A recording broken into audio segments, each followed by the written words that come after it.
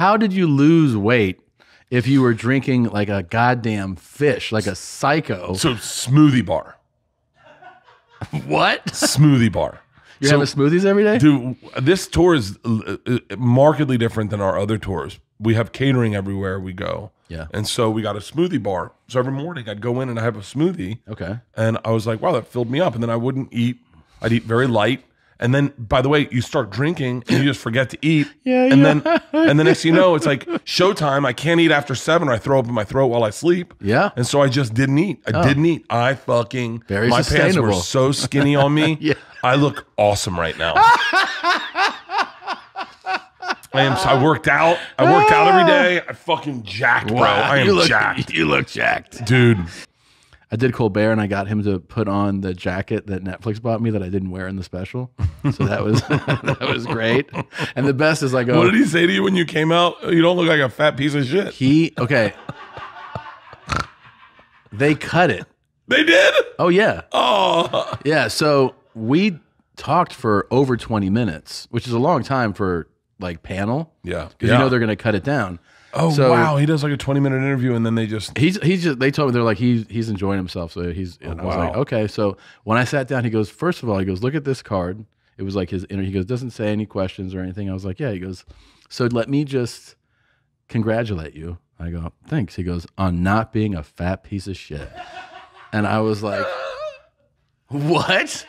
And he's like, what? He goes, you look healthy. And I was like, yeah, I've been eating pretty clean and working out a lot. He goes, funny how that works, isn't it? Wait, so he's like legit funny.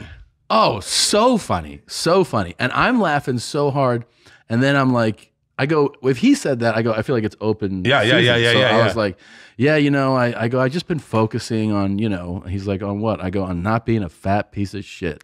And so then I'm saying it, and I figure they're just going to bleep it and stuff. They cut it all out. Oh, really? Yeah, they cut it all out. Then we talked about the hierarchy of Latin American countries.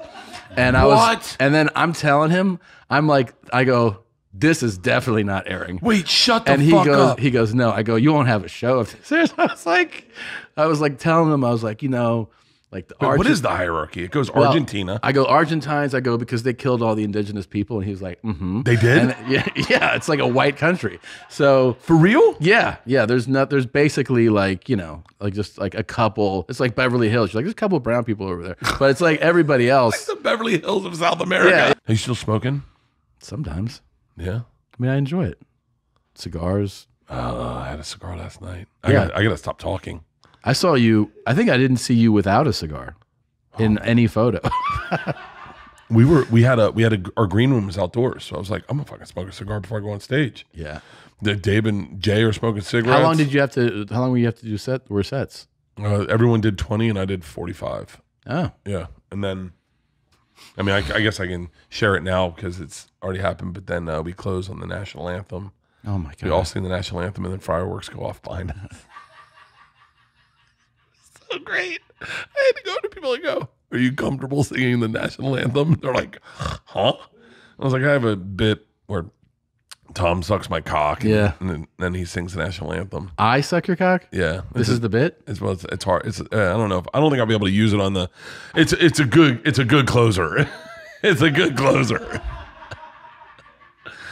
So, why do I suck it? I don't know, man. You just, in the bit, you're just good at it. It gets such a pop. I bet. When I bring your name. If you guys, oh man, I fucking. The best was that I was sent pictures of you, and you're like, you look like you have quintuplets inside of you. And then somebody's like, this guy's calling you fat on stage. I need this tour to wrap up, and then I'm going to focus. I'm going to get so jacked for my special. Yeah. It's going to be distracting. My shoulders, it's already distracting. Like if you look at me, you go, my shoulders are fucking perfect. I mean, perfect. When I do this, it's all muscle. I mean, I'm fucking so jacked right now, Tom. Yeah. That's the thing I hear the most about you. Oh. Fucking A. I got it all, Tom. Yeah. I got it all. A beautiful body. Yep. I'm in love. With who? I got with Leanne. Oh. My relationship with my kids is working out. Good. Yeah, I got it all, buddy. I got it all. Yeah. I mean, where do you go from here? Dead. Yeah. This is when you die.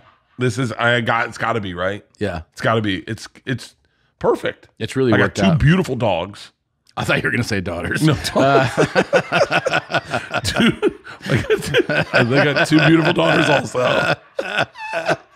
But lead with the dogs. Lead with the dogs. My dogs are gorgeous. Yes. My dogs are gorgeous. Yes. Gorgeous dogs.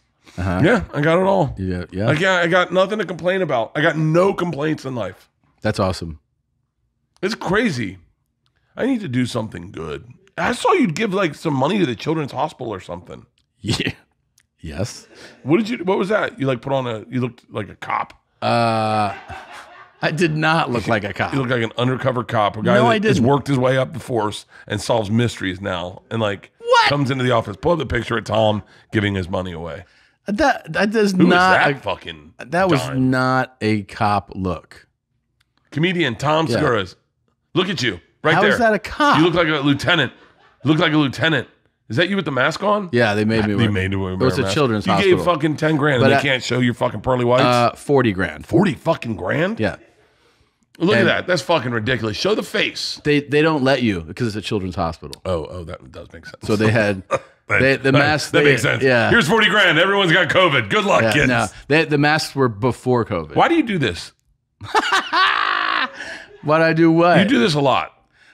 Because I just felt like children's hospital though. That's your thing. Yeah, because I found out. So like when I started to do well, I was like, oh, you have a bear some responsibility to, I wanted to do something charitable, and that's the thing. I was like, oh, there's like 1 million charities, right? And then the first thing that happens is you look up. There's some horseshit ones too. Well, that's the thing is you look up some of the big names. I won't say them, but some of the names of like well-known things. And the first thing you see is there'll be like an article like, this was they siphoned money. And you're like, oh shit. So then there's a thing called Charity Navigator. So it's a site that basically rates and ranks charities. Oh, no. Oh, that stinks. No, I want it to be better. I want you to tell your interests, things you like. I want an app where I tell about myself. Yeah. And then it goes, oh, you should be giving to ... Well, yeah, but that would be fun, right? Yeah. Yeah, that would be fun, but you're like single mothers, battered women. How would that be an interest of yours? No, like Hey, babe. Hey, what? Are you busy? No. Okay. Soft pitch. Just want to hear you out. You're on the podcast. Okay. Tom and I have an offer to DP, double temp penetrate, a porn star. Now, we're not. Hold on. We're not going to do it with our real dicks. But we'd like to do it with strap-ons, wearing underwear, strap-ons, wearing underwear, have sex with a porn star for a live show. Would you let us do that? No. Wait, hold on. Hear me out. There's a lot of money involved.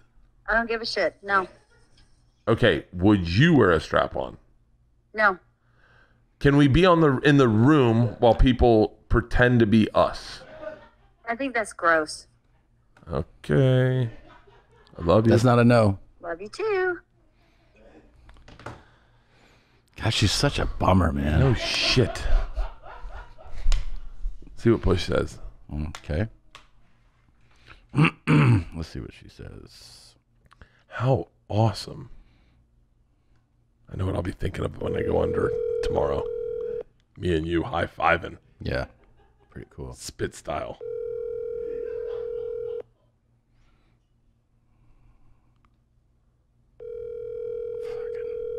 She doesn't answer, it's a yes.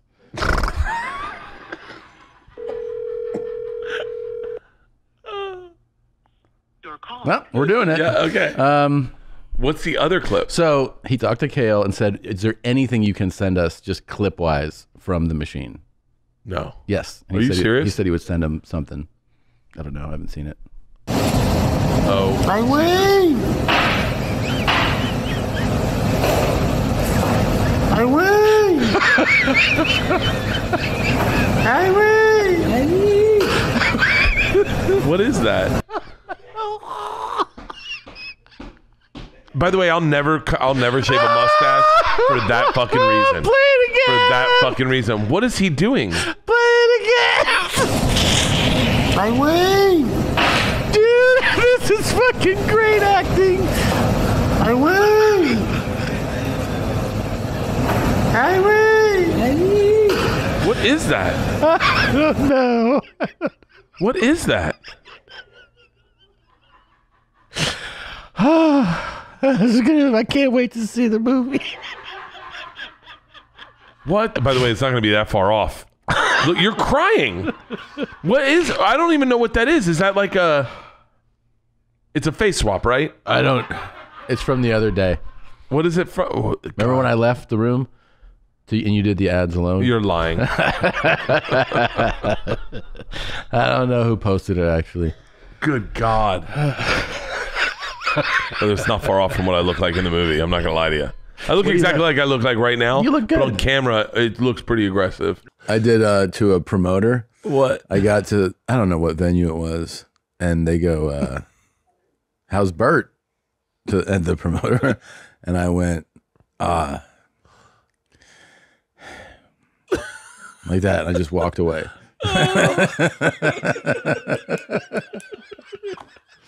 I tell Ian, so I know I have, so like, I don't want to talk too much about the movie at all. Like, meaning, I don't want to tell like too much of the details, but I know that there is this weird scene where I have to kiss someone, or someone has to kiss me. And I make a joke about it with Leanne, right? Yeah. So then, wait, going before you go, do you guys ever have a conversation that you have a kissing scene? oh yeah, and you know me, I'm busting Leanne's balls the whole time. And is she laughing about it? So this is our new arrangement. Like, I get to make out with people, and then you can't. Yeah. And she's like, don't talk like that. It's kind of gross. And I was like, whatever. Yeah. You know, like I'm making jokes about it nonstop. And by the way, the scene isn't even a makeout scene, and so it's just a regular like it's Like a yeah. And so, but I'm joking about it, and then I have a scene and with the girl that plays my wife, Stephanie, who's an amazing actress, a really amazing actress, and I'm not giving the scene the right attention. Like I'm not doing the right thing in the scene. And she witnesses it in the scene. And it's supposed to be like a heartfelt scene where I am like dialed in, and for whatever reason, and by the way, I really think it was my second day acting. And by the way, second day acting forever, like ever. And in the middle of this like third take, she senses that I'm not dialed in. And so out of nowhere, she kisses me and slaps me.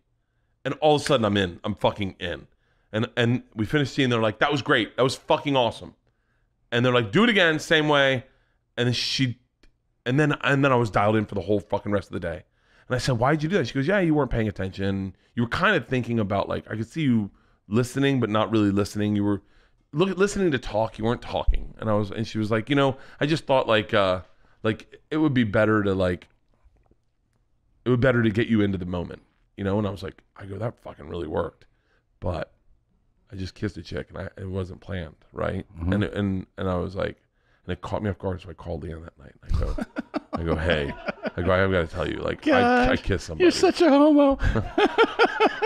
She goes, yeah, I know it's in the scene. And I go, no, it wasn't in the scene. It was, but I didn't initiate. And by the way, I had told other people on set, like, Serbia is very interesting, is that it's very touchy. Like everyone's touching each other. Me Too is not really splashed over there. I don't think anyone's sexually harassing anyone, but people are touching each other on set. They're like sitting in each other's laps. Like it's really like touchy feely. And someone had touched me, and I had said to them, hey, just like I'm cool with that, but like I'm not going to touch you back. And I just want to make sure that like, because in my head I'm all thinking about like people's fucking comfort zones. So when this kiss happened, I called in. I go, hey, it happened. Like I just want you to know that I feel weird about it because I've never kissed a girl in like 19 years. It's just your 20 years. It's just been you. And I just kissed someone. She goes, Bert, it's in the fucking scene. I go, it actually wasn't in the scene. I go, she did it. It was out of nowhere. She goes, no, I thought you had a scene with her. I go, no. She goes, I think tomorrow you're like legit kissing her. And I went, what? She goes, tomorrow you're like legit. You come home off the road and you got to kiss her. And Leanne's like, I'll be there. I'm going to watch it. I was like, you're going to watch me kiss someone? She's like, yeah, I'm a producer on the movie. I'll be watching you kiss her. And I was like, shut the fuck up. So I go to the script real quick and I'm like, Bert legit kisses this chick. Mm-hmm. And I'm like, this is in the movie. I was like, I got to fucking plan a kiss with someone. So I go up to Stephanie. I'm like, yo, so this is gonna like happen? She was like, yeah, it's acting. Trust me, it's fine. And I was like, it's acting for you. Yeah. So I'm like, I'm gonna come in my pants. dude, I got so carried away with it that like not like everything acting is fucking normal, right? Yeah. Everything acting is normal, but I just got so comfortable. Leanne's there that we did a pickup scene, and I wasn't even in the right costume, and I wasn't on camera, and I kissed her off camera.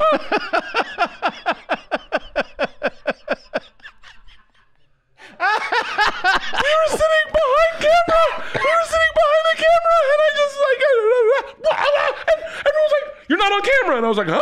Like I got so comfortable with it. Leanne's like, "What the fuck are you doing?" And I was like, "Is this on? Wait, what's going on? What's going on?" Wait, be honest.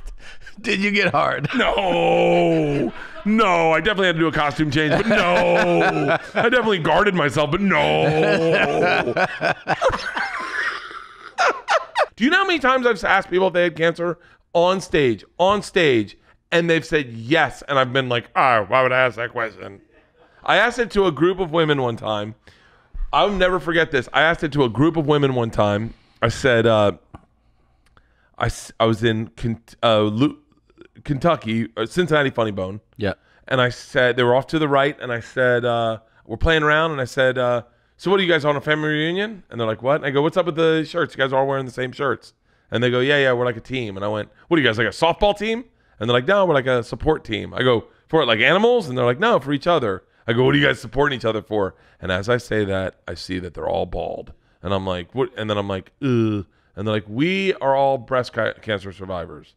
And I went, oh, okay. And I'm like, nice. And I go, all you guys beat it? And they're like, well, she's going through it again. And I went, oh.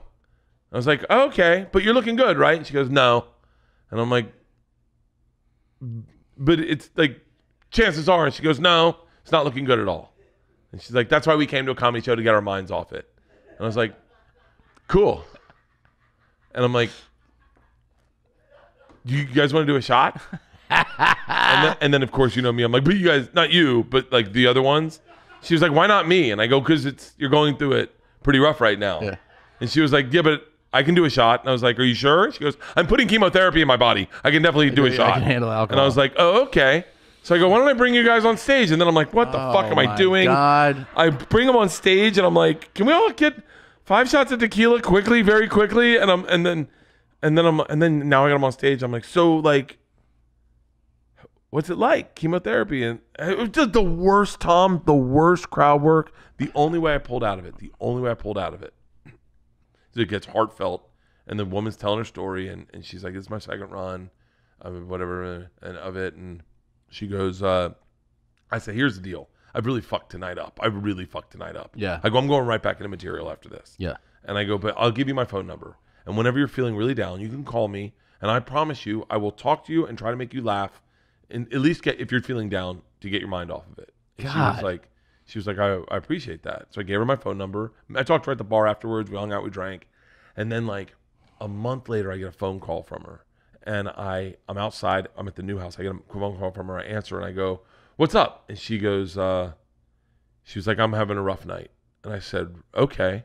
And I said, well, hey, I made a promise. Let's talk. I cracked a beer open. I started talking. And Tom, I talked so aggressively for like 30 minutes. But at the end, I was like, wait, are you still awake? And she goes, I'm done. I'm good. I'm feeling a lot better. What did you just write down? Things to remind me of. Okay.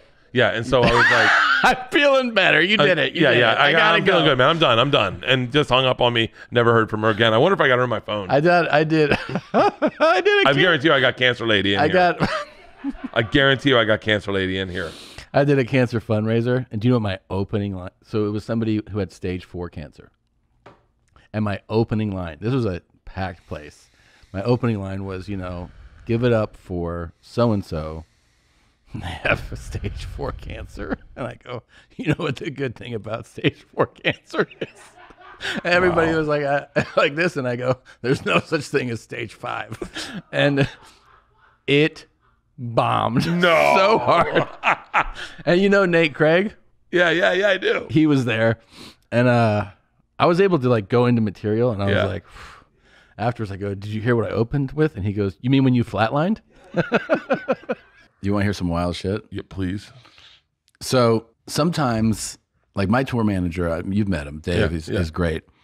You know, he has like so much production experience, so he really runs a tight ship. I'm talking about with everything, but even with production. So he does sound checks every show, like thorough ones, and he gets everybody on the same page. Does like these pre-show talks with the whole staff of every place we go, and I'm doing like hundreds of shows.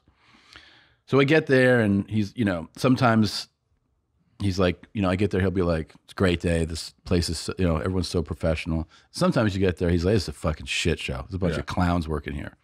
So it's one of those days where he's like, today's been a fucking nightmare working with this staff. And I was like, all right.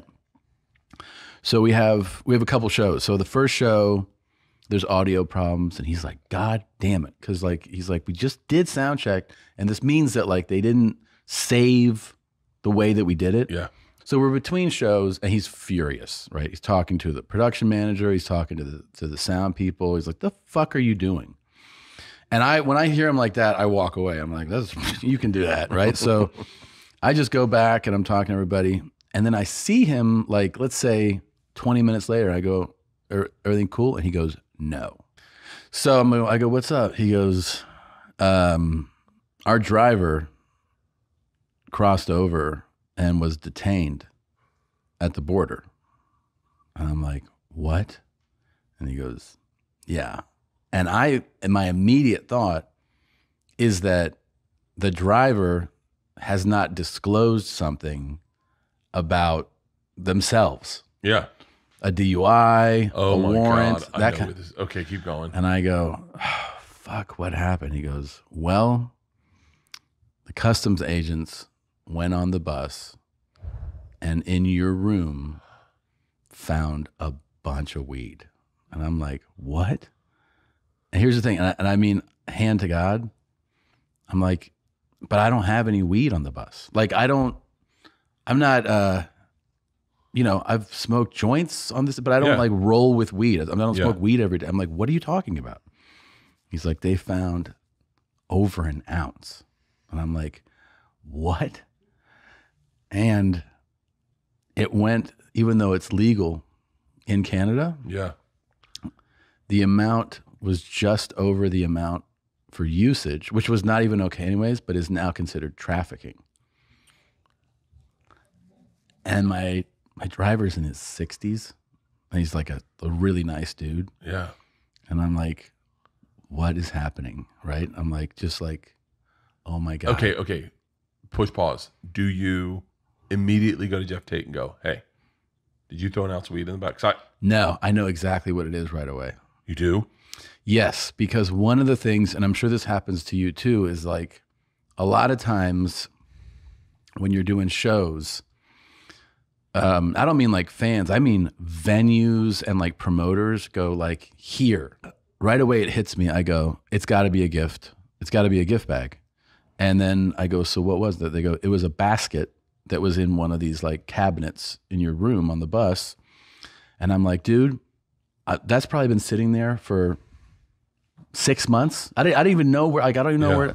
And then they show me a photo, and the photo it's prepackaged, sealed from a company. So it's like, it's not like, here's a Ziploc bag. Yeah. It's like a professional labeled, and they'd give me a variety pack. I don't even remember when or where, but I was like, oh, fuck. So I go, what happened? And so I talked to the driver. He's like, well, he's being detained, right? He's like, I come in, I show my passport, and they're like, we're just going to do a quick perimeter check. They do the perimeter check. Then he goes, I'm just going to do. In the darkness of the night, a flicker starts to glow. A beacon in the shadows, a light that starts to flow. Illuminating pathways where once there was despair. In the depths of obscurity, hope begins to flare. Like a flame in the wind, I ignite from within, casting rays of brilliance, banishing the din. With each step I take, I brighten up the way. In the realm of shadows, I become the day. I'm the light in the darkness, the spark in the night, guiding lost souls towards the morning light. Through the tunnels of uncertainty, I'll be the guide. For I am the bearer of hope, in me dreams reside. In the labyrinth of life, where shadows dance and play, I'm the ray of sunshine, turning night into day. With every glimmer I cast, I unveil the unseen. In the tapestry of existence, I'm the golden sheen. From the darkest corners to the highest peak, I'm the radiant glow that even shadows seek. With every flicker, every beam I emit, I dispel the darkness, I never submit. I'm the light in the darkness, the spark in the night, guiding lost souls towards the morning light. Through the tunnels of uncertainty, I'll be the guide. For I am the bearer of hope, in me dreams reside. In the symphony of life, I'm the crescendo's rise. In the canvas of the universe, I paint the skies. So let the darkness tremble, let the shadows flee. For in the heart of radiance, I'll always be. I'm the light in the darkness, the spark in the night, guiding lost souls towards the morning light. Inspection now. So the driver's on the bus and he's like in the front of the bus. And he says the guy's just like opening cabinets. He goes, he doesn't even look in the fridge, he doesn't open, he's just like, boop, boop, boop, looks all around. And then he's like, he goes, it was like radar. He goes into your suite, opens these things, and he goes, you know, we have a little problem. And the driver goes, what's the problem? And he goes, do you know you have a bunch of weed on this bus? And my driver goes, don't fuck with me. Right? He goes, I don't think that's funny. And he goes, I'm not fucking with you, and I don't think it's funny either. Oh my God. So he brings him to the back. He counts it out. He goes, yeah, this is a trafficking amount.